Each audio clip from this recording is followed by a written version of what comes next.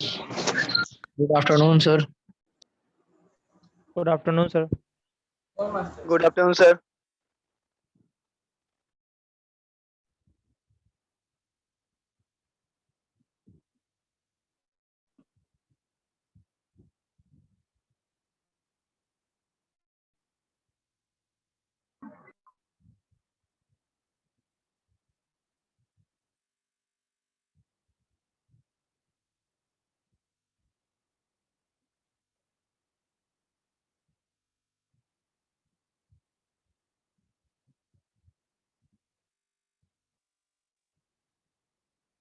चलो क्या पढ़ना था आज हम लोगों को?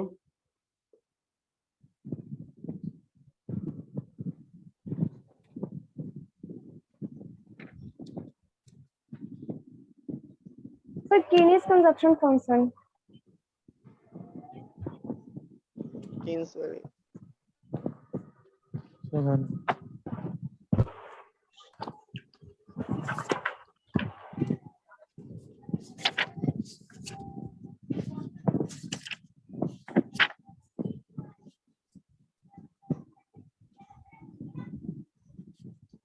तो थ्योरी ऑफ कंजप्शन फंक्शन से पहले sir factor determining consumption function ना देखा जाएगा सर।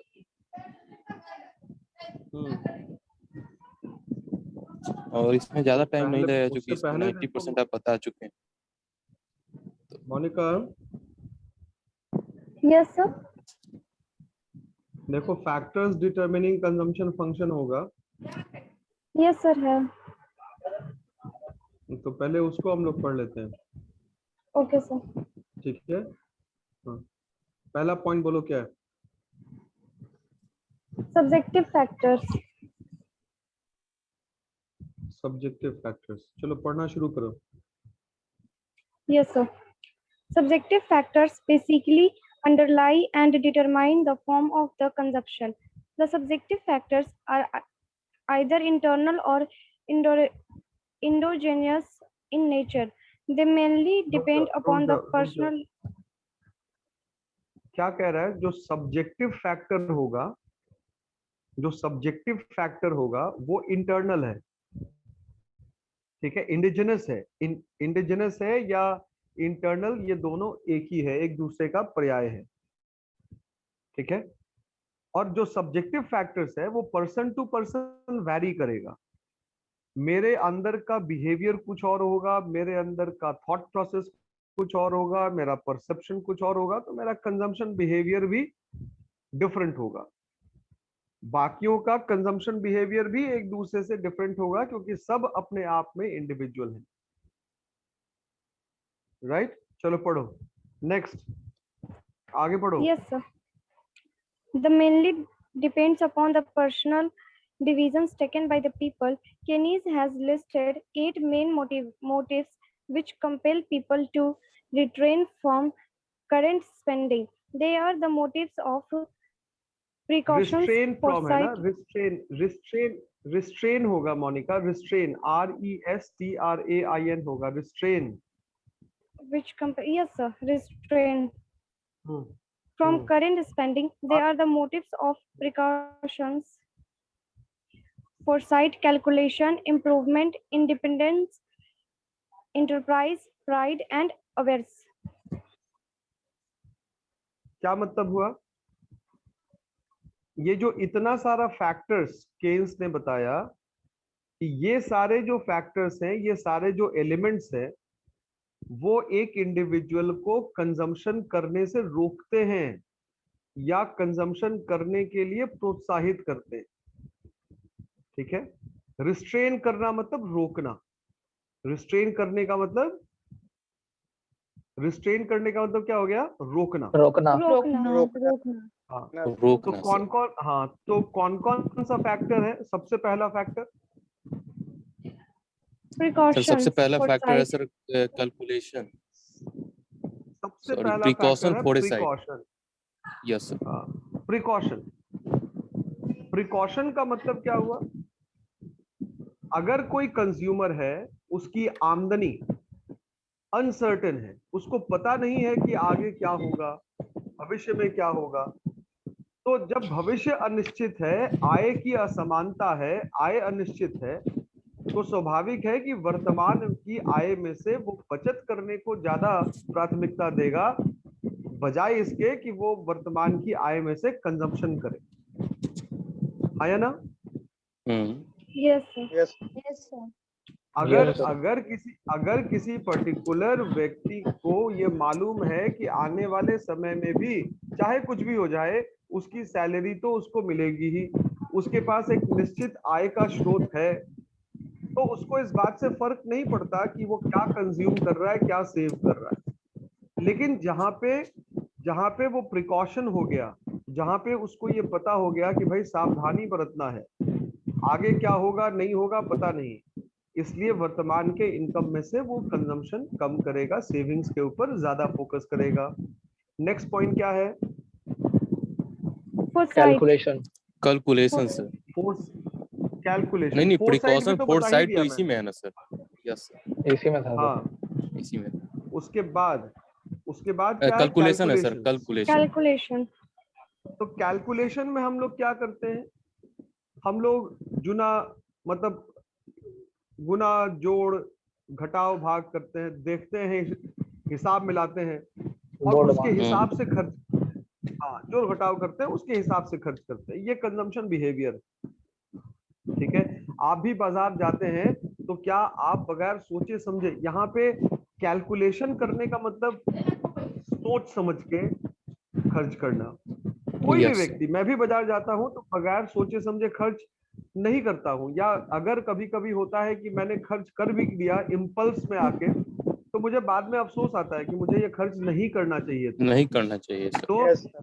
हाँ, तो कैलकुलेशन का मतलब ये हुआ कि आप खर्च करने से पहले सोचते हैं, और जैसे ही Yes, आप sir. सोचेंगे, संकोचित भाव जैसे ही आपके मन में आ गया, तो शायद आप खर्च कम कर ना देंगे। कर यू विल नेक्स्ट पॉइंट क्या है?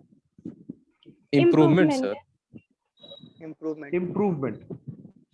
इम्प्रूवमेंट का मतलब सुधार। सुधार। चीजों को बेहतर, हाँ चीजों को बेहतर बनाने के लिए, पहले से स्थिति बेहतर हो, सुविधाएं बेहतर हो, रहने सहने का स्तर बेहतर हो, तो अगर ये मानसिकता है, इसके लिए हम लोग शायद कंजम्पशन ज्यादा करते हैं। लेकिन अगर इम्प्रूवमेंट आप नहीं करना चाहते, जो चीज जैसे चल रही है वैसे ही अगर आप उसको छोड़ देना चाहते हैं, तो शायद आपका खर्च नहीं बढ़ेगा, it is not going to rise. Next क्या है? Sir next Independence. Independence. Interdependence. नहीं इंडिपेंडेंस है। इंटरडिपेंडेंस होगा। Independence. नहीं इंडिपेंडेंस है क्या सर। है? Yes, sir. इंडिपेंडेंस है सर, इंटर Independence. नहीं लगा हुआ है सर। हाँ हाँ ठीक है, तो इंडिपेंडेंस का मतलब क्या हो गया? स्वतंत्र। तो स्वतंत्र। अगर कोई कंज्यूमर, Yes, sir. अगर इंडिपेंडेंट कंज्यूमर है, इंडिपेंडेंट कंज्यूमर का मतलब उसका वो किसी दूसरे पे या कोई दूसरा उसके कंजम्पशन को या इनकम को इन्फ्लुएंस नहीं करता है, तो हो सकता है कि उसके पास थोड़ी सी खुली छूट हो ताकि वो खर्च ज्यादा करे। लेकिन अगर उसकी स्वतंत्रता सीमित है, उसकी आय दूसरे पे आधारित है, उसका कंजम्पशन दूसरे पे आधारित है, तो शायद वो उस पैमाने पे खर्च नहीं कर पाएगा जितना कि वो स्वतंत्र रूप से कर पाता। नेक्स्ट पढ़ो क्या है? इंटरप्राइज। इंटरप्राइज।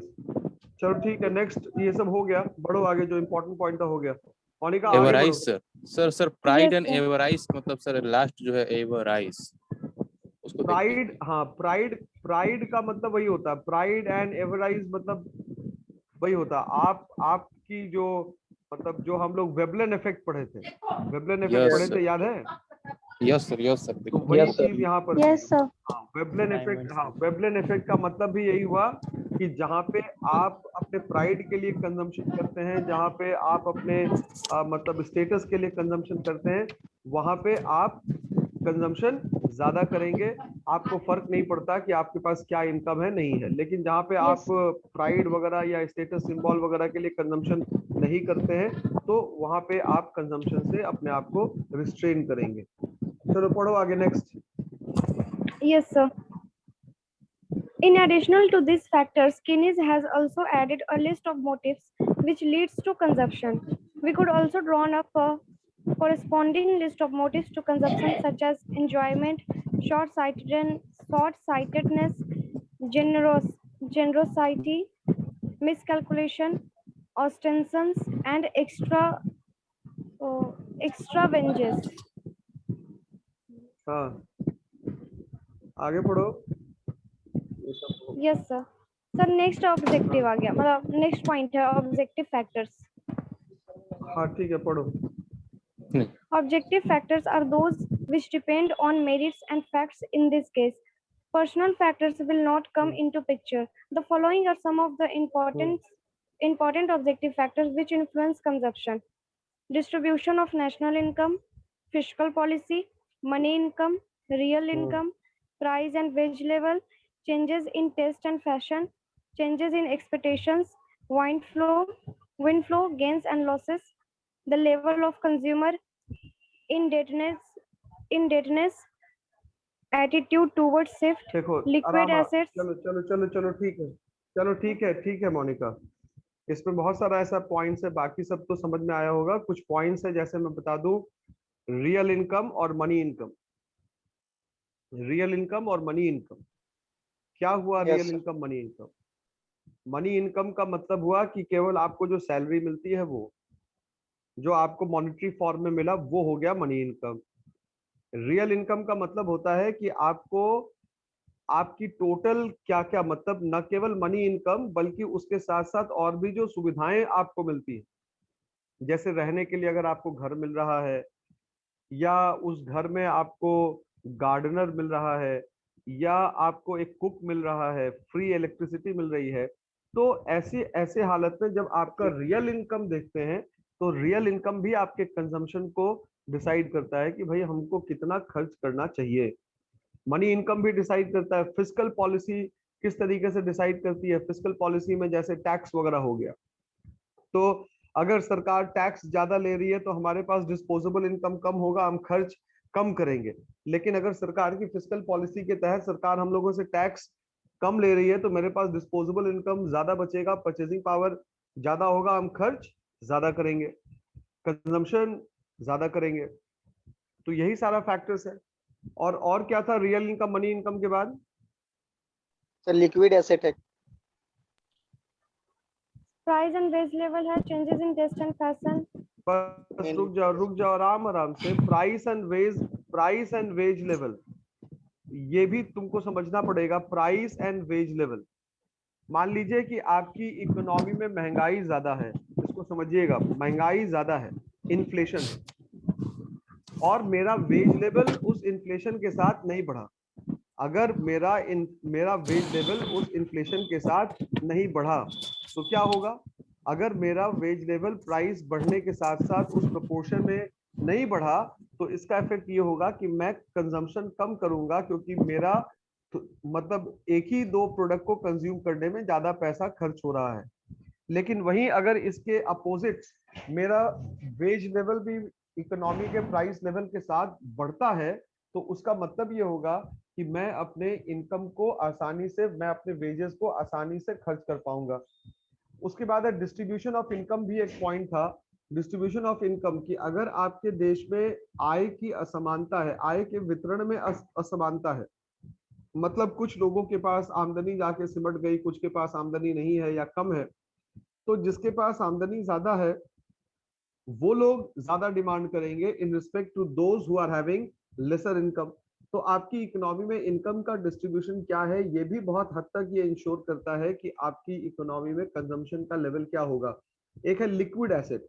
लिक्विड एसेट का मतलब हुआ कि cash in hand, cash at bank, या मार्केटेबल सिक्योरिटीज, जो आपके पास नगद हाथ में है या जो आपके बैंक खाते में है वो, और नहीं तो कुछ ऐसा फाइनेंशियल इंस्ट्रूमेंट जिसको आप जब चाहे मार्केट में जाके कैश में कन्वर्ट कर सकते हैं। गोल्ड से। तो लिक्विड एसेट, हाँ, अगर गोल्ड लिक्विड एसेट नहीं है, जितना बताए तुम लोग उतना ही। क्या बताया मैंने? सिर्फ 3 चीज बताया मैंने, cash in hand, cash at bank, marketable securities. यही यस 3 होता है लिक्विड एसेट, इसके अलावा कुछ नहीं होता। तो अब क्या हुआ कि जो व्यक्ति अपने बैंक खाते में पैसा ज्यादा रखना चाहेगा, जो व्यक्ति अपने पास हाथ में पैसा ज्यादा रखना चाहेगा, जो अपने मतलब इन्वेस्टमेंट को मार्केटेबल सिक्योरिटी को मार्केटेबल सिक्योरिटी मतलब ऐसा फाइनेंशियल इंस्ट्रूमेंट जिसको आप जब चाहे खरीद बेच सकें, उस फॉर्म में रखना चाहेगा, प्रॉपर्टी दे तो सकता है आप उसमें, कंजम्पशन पे कम खर्च करेंगे, आप कंजम्पशन पे कम खर्च करेंगे। तो ये भी डिपेंड करता है लिक्विड एसेट कि भाई हम अपने पास ज्यादा पैसा रखना चाहते हैं, तो जब ज्यादा पैसा रखना चाहेंगे तो हम पैसे को छोड़ना कम चाहेंगे, जब पैसा हम छोड़ना कम चाहेंगे तो हम कंजम्पशन कम करेंगे, हमारा कंजम्पशन एक्सपेंडिचर क्या होगा, कम हो जाएगा। और क्या है इसमें लिक्विड एसेट के अलावा? Social and liquid life acid क्या insurance. Attitude towards hmm? Three Social and life insurance. क्या है मोनिका? Sir, हाँ social ठीक and है, life बढ़ो आगे insurance बढ़ो। है और rate of interest, हाँ आगे, business policies of rate of corporations, rate of interest. देखिए क्या कह रहा है, रेट ऑफ इंटरेस्ट है। रेट ऑफ इंटरेस्ट क्या हुआ कि अगर आपने कहीं पे पैसा जमा किया है, आपके डिपॉजिट पे आपको रेट ऑफ इंटरेस्ट ज्यादा मिल रहा है, तो अगर ज्यादा मिलेगा तो आपकी कमाई ज्यादा होगी, कमाई ज्यादा होगी तो कंजम्पशन आप ज्यादा करेंगे। अगर रेट ऑफ इंटरेस्ट कम है तो आपने कहीं पे डिपॉजिट करके रखा है, तो उस डिपॉजिट पे आपको इंटरेस्ट कम मिलेगा, इंटरेस्ट कम मिलेगा तो आपकी कमाई कम होगी, आप खर्च कम करेंगे। Dividend policy of corporates, dividend की हिंदी होती है लाभांश, डिविडेंड की हिंदी होती है लाभांश, लाभ जोड़ अंश, a part of the profit which is paid to the shares, which is paid to the shareholder is called लाभांश या डिविडेंड।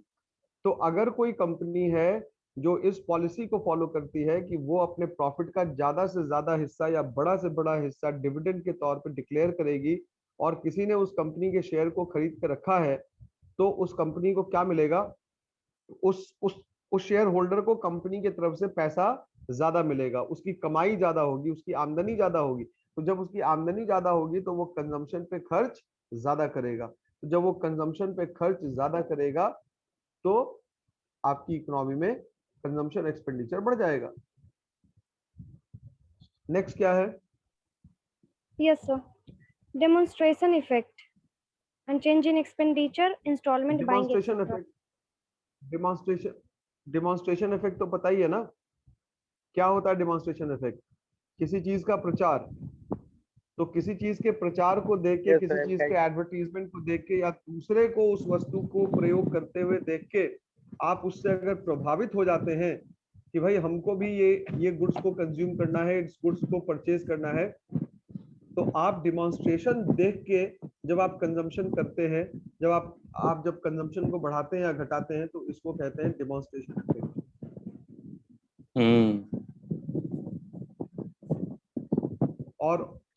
और क्या है इसके बाद Monica? Change in expectations, change in expectation, ठीक है, बढ़ो आगे। और installment buying, etc. Installment buying, yes, sir. Installment buying, हाँ, तो ये इंस्टॉलमेंट बाइंग क्या है? इंस्टॉलमेंट बाइंग का मतलब हुआ कि अगर आपको कोई कहे कि नगद देके अभी कोई सामान खरीदिए, तो शायद आप उस प्रोडक्ट को परचेज करने में कतराएंगे, लेकिन अगर Yes, आपको कोई कहे कि भाई 25,000 रुपए का सामान है, आप इसको 10 इंस्टॉलमेंट दे दीजिए, आप ये सामान घर ले जाइए, तो वो व्यक्ति क्या करेगा? Yes, वो ले व्यक्ति जाएगा बड़े उसको। आराम से उस लेगा। प्रोडक्ट को घर ले परचेज जाएगा करने का। और एकदम ले मंथली जाएगा। इंस्टॉलमेंट पे करेगा, कंजम्पशन उसका बढ़ जाएगा। यस अगर इंस्टॉलमेंट बाइंग की सुविधा है तो कंजम्पशन बढ़ेगा, इंस्टॉलमेंट बाइंग की सुविधा नहीं है तो कंजम्पशन नहीं बढ़ेगा। घटेगा। घटेगा। कुछ और भी है? Yes sir. The windfall Attitude. gains and losses. Windfall gains का मतलब हुआ, विंडफॉल का मतलब हो गया आकस्मिक लाभ, बहुत बड़ा लाभ, ठीक है। तो अगर आप एक बिजनेसमैन हैं और आप बिजनेस करते हैं, तो आपके पास हमेशा किसी ना किसी चीज का स्टॉक रहता है, आप जिस प्रोडक्ट में डील करते हैं उस प्रोडक्ट का स्टॉक आप अपने पास रखते हैं। अब क्या हुआ, रातों रात कुछ ऐसा हो गया या कुछ ऐसी परिस्थितियां हो गई जहां से आपके पास जो गुड्स है, जो माल है गोदाम में, उसका प्राइस बढ़ गया, तो आपने कुछ ऐसा नहीं किया आपके तरफ से कोई ये आपकी कोशिश से आपको लाभ नहीं हुआ, आपने खरीदा लो रेट पे, लेकिन अचानक से क्या हुआ, कुछ भी ऐसी घटना घट गई जिससे जो आपके पास माल है, जो गुड्स है, उसका प्राइस बढ़ गया 1 या बढ़ 2 गया। दिनों में, तो उससे आप तो उससे आपको लाभ हो गया। तो ये इसी को कहते हैं विंडफॉल गेन्स। जैसे विनिंग फ्रॉम लॉटरी हो गया, या क्विज या पजल अगर हो गया, तो वहां से Yes, अगर sir. आप जीत जाते हैं, तो ये सब विंडफॉल गेन की कैटेगरी में आता है। तो अगर विंडफॉल गेन हो रहा है आपको, तो आपके पास इनकम बढ़ेगा, इनकम बढ़ेगा तो इंड्यूस कंजम्पशन भी आपकी इकोनॉमी में बढ़ेगा।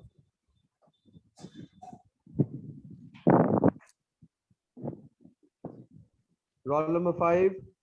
Yes, sir. हम्म, Yes, sir. इसके बाद क्या था? So the level of consumer indebtedness. The level of consumer indebtedness का मतलब क्या हो गया? कर्ज। अगर कोई कर्ज। कंज्यूमर कर्ज में डूबा है, कोई कंज्यूमर कर्ज में डूबा है, तो अपनी आमदनी का पहले बड़ा हिस्सा वो कर्ज चुकाने में देगा, कंजम्पशन बाद में करेगा। लेकिन अगर किसी कंज्यूमर के ऊपर इंडेटनेस नहीं है, कर्ज नहीं है, तो उसके पास फ्री कैश है, वो जहां चाहे वहां पे कंजम्पशन कर सकता है, वहां पे वो गुड्स को बाई कर सकता है। इंडेटनेस का मतलब होता है कर्ज। सर एक पॉइंट 3 एटीट्यूड टुवर्ड। एक और point है attitude towards thrift. Attitude towards thrift. यहाँ पे थ्रिफ्ट का मतलब होता है स्मॉल सेविंग्स, बचत करना। ठीक है, अगर कोई Small saving. कंज्यूमर है, वो उसके पास बचत करने की आदत है, उसका जो रुझान है, उसकी जो रुचि है, उसकी जो दिलचस्पी है, अगर वो बचत करने की ओर है, तो पहले वो आमदनी का बड़ा हिस्सा सेव करेगा और कंजम्पशन बाद में करेगा। लेकिन अगर कोई कंज्यूमर है जिसको सेविंग्स के प्रति वो ज्यादा इंक्लाइंड नहीं है, उसका झुकाव नहीं है, उसकी दिलचस्पी या रुचि नहीं है, तो शायद वो बचत के ऊपर फोकस नहीं करेगा, फिर वो कंजम्पशन के ऊपर ज्यादा फोकस करेगा। वो कहेगा भैया अभी कंज्यूम कर लेते हैं, जो बचेगा उसको रख लिया जाएगा। और डेमोन्स्ट्रेशन का यही ना बताया, देखा देखी मतलब सर, जैसा कि नीतीश सर आप अपने यहाँ एक पर्दा यूज कर रहे हैं पीछे में, तो हमको वो पसंद आ गया कि नहीं, नीतीश सर का जो पर्दा है वो हमसे अच्छा है। तो ये सर देखा देखी जिस चीज को खरीदा जाता है, मतलब उसी को डेमोन्स्ट्रेशन इफेक्ट कहते हैं, यही ना सर? सही बोल रहे हैं सर। और उसके नीचे सर चेंज इन एक्सपेक्टेशन, ये उसका विपरीत हो जाएगा सर।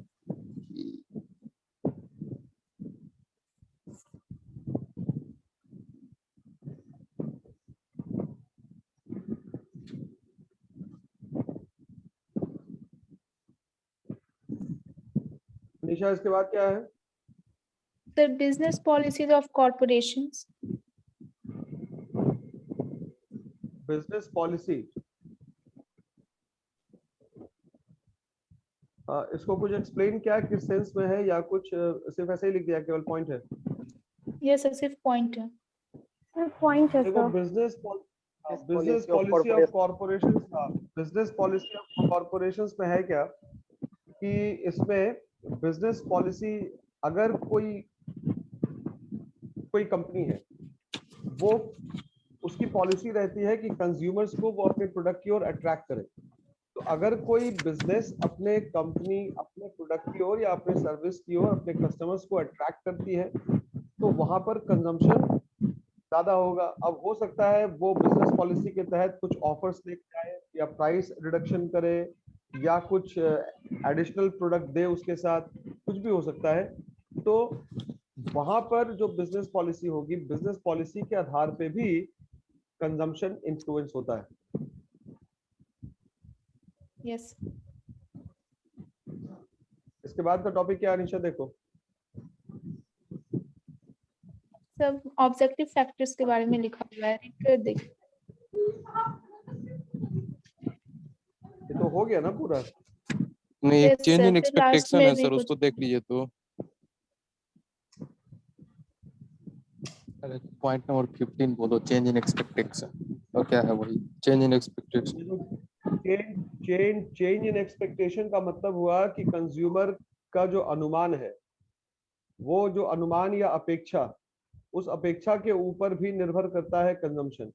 अगर कंज्यूमर ये एक्सपेक्ट कर रहा है कि इस प्रोडक्ट का प्राइस आने वाले समय में बढ़ने वाला है, तो प्रेजेंट में कंजम्पशन बढ़ जाएगा। अगर वो कंज्यूमर एक्सपेक्ट कर रहा है कि आने वाले समय में इस प्रोडक्ट का प्राइस घटने वाला है, तो प्रेजेंट में कंजम्पशन उसका घट जाएगा। या अगर कोई कंज्यूमर ये एक्सपेक्ट नहीं कर रहा है कि इस पर्टिकुलर प्रोडक्ट से उसको सेटिस्फैक्शन मिलेगा, इस प्राइस पे उसको सेटिस्फैक्शन मिलेगा, तो शायद वो कंज्यूम ना करे।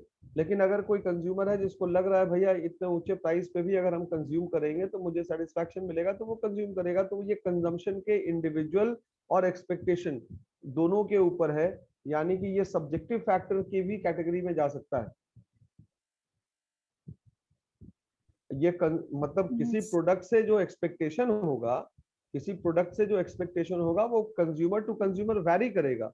वो इंडिविजुअल परसेप्शन में भी आप उसको देख सकते हैं। कोई जरूरी नहीं है कि कोई एक पर्टिकुलर प्रोडक्ट है उस प्राइस पे जितना यूजफुल मेरे लिए हो वो बाकियों के लिए भी हो। और यहाँ पे एक्सपेक्टेशन को जिस सेंस में लिख रहा है, चूंकि ये ऑब्जेक्टिव फैक्टर में लिखा है, तो ऑब्जेक्टिव फैक्टर में सीधा सा मतलब ये हो गया कि जो भी इंफॉर्मेशन पब्लिक डोमेन में है, अगर लोग ये अनुमान लगा रहे हैं कि किसी दी गई वस्तु या सेवा का मूल्य भविष्य में बढ़ने वाला है, तो वर्तमान में उसका उपभोग ज्यादा होगा, इसके बावजूद भी कि पहले से उसका मूल्य अभी बढ़ा हुआ है। या इसके विपरीत, अगर कंज्यूमर ये अनुमान लगा के बैठे हैं कि आने वाले समय में इन वस्तुओं और सेवाओं का मूल्य घटने वाला है, तो स्वाभाविक सी बात है कि वर्तमान में उसका कंजम्पशन या उसका डिमांड कम हो जाएगा। ये है एक्सपेक्टेशन या change in expectation. Anisha, next topic क्या है? Yes, sir. The theory of consumption function. Theory of consumption function. क्या है इसमें पहली theory? So first, the permanent income hypothesis of consumption. The permanent income hypothesis of consumption. एक बार इसको तुम, हाँ, एक बार तुम लोग इसको रीडिंग डालो, सबको ही पढ़ो पहले एक बार इसको, और फिर मैं एक एक करके एक्सप्लेन करूंगा, एक एक वो सेंटेंस वाइज, क्योंकि पूरा थ्योरी है इसलिए एक्सप्लेन करना पड़ेगा। पहले तुम लोग एक बार Yes. सारे लोग इसको रीड आउट कर लो। तो सर उससे पहले सर सब्जेक्टिव फैक्टर और ऑब्जेक्टिव फैक्टर जो है सर, इसका अंतर सर सिर्फ यही ना हो जाएगा? मतलब और तो बहुत चीज़ है, लेकिन अब ये कह सकते हैं ना सर कि सर सब्जेक्टिव जो है वो पर्सनल डिसीजन जो है वो पीपल के द्वारा लिया जाता है सब्जेक्टिव में, और इसमें जो है वो पर्सनल फैक्टर मतलब नहीं होता है, मतलब ऑब्जेक्टिव। सब्जेक्टिव का मतलब तुम ठीक बताए। सब्जेक्टिव का मतलब हुआ जहाँ पे एक उपभोक्ता के व्यक्तिगत निर्णय या सोच से कंजम्पशन प्रभावित होती है, जो कि कंज्यूमर टू कंज्यूमर वैरी करेगा। लेकिन ऑब्जेक्टिव फैक्टर्स का मतलब हुआ जो सबके लिए कॉमन होगा, जो पब्लिक डोमेन में इंफॉर्मेशन है उसके आधार पे जो लोग डिसीजन ले पाए। ये किसी व्यक्ति विशेष के ऊपर आधारित नहीं होगा, ये व्यक्तिगत फैसला नहीं हो सकता।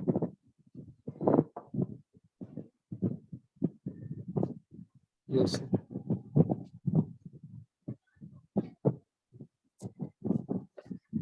परमानेंट इनकम हाइपोथेसिस जल्दी पढ़ के देखो एक बार, और ये सब इंपॉर्टेंट है एग्जामिनेशन के पॉइंट ऑफ व्यू से।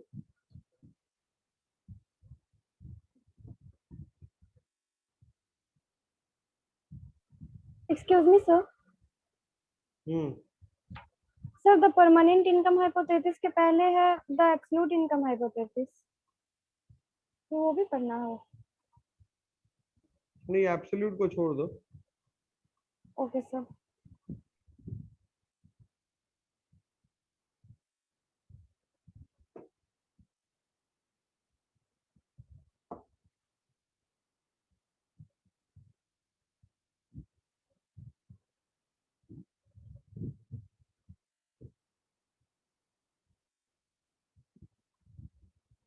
आराम से पढ़ लो, जहाँ पे जो जो वर्ड समझ में नहीं आ रहा है पहले पूरा पढ़ लो, और जहाँ पे जो जो वर्ड नहीं समझ में आ रहा है उसको अंडरलाइन कर लेना और फिर पूछना, और फिर मैं एक एक सेंटेंस करके पढ़ा के उसका मीनिंग समझा दूंगा।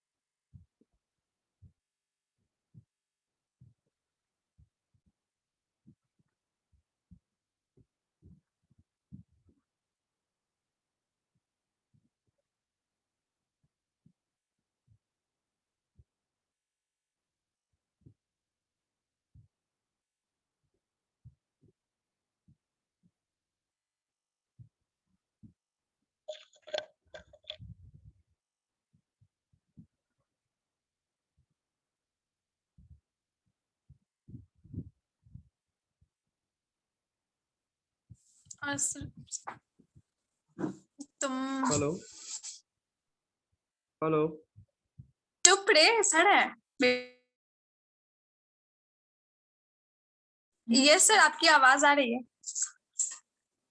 चला क्या आवाज हद है।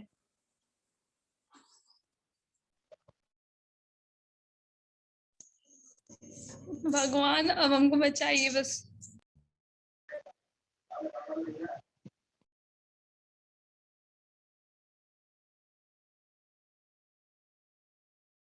Hello yes sir. कौन दो लोग थे? एक तो नंदी थी और सर हम नहीं थे। नंदी है। सलोनी। सर मेरा तो सलोनी थी सर, सलोनी था। हम्म।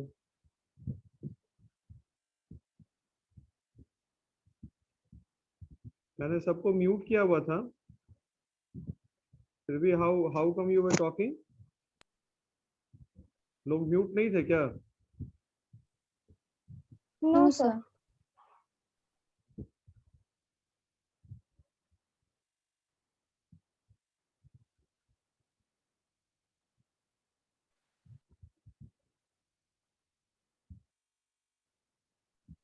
काफी देर से ये लोग बात कर रहे थे। Monica yes sir. काफी देर से ये लोग बात कर रहे थे।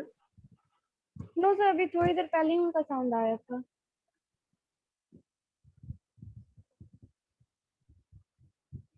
सलोनी, are you listening to me? Yes sir. क्या हो रहा सर था? सॉरी सर सॉरी सर, मेरी दीदी आई थी, वही कुछ बोल रही थी। Sorry sir, pardon me.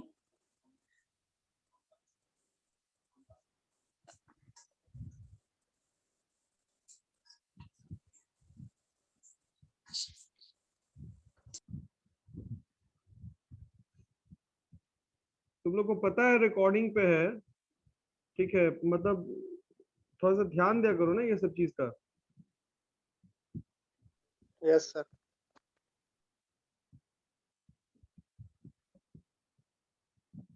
चलो बोलो, कुछ डाउट्स वगैरह है तो बताओ फटाफट। यस सर, डाउट ही डाउट है सर। यहाँ पे sir several hmm. Theoretical implication can be developed by taking the ratio of consumption expenditure to the level of disposable income। तो इसके ऊपर एक फॉर्मूला है sir, C equal to A plus B Y D. तो ये तो समझ में आ जा रहा है सर, क्योंकि यहाँ पे C नीचे दिया हुआ है कि C जो है कंजप्शन एक्सपेंडिचर है, A ऑटोनोमस है, और वाई डी का मतलब सर करेंट डिस्पोजेबल इनकम। इन सर उसके नीचे एक पॉइंट है सर, हाँ। Several theoretical implication can be developed by taking the ratio of consumption expenditure।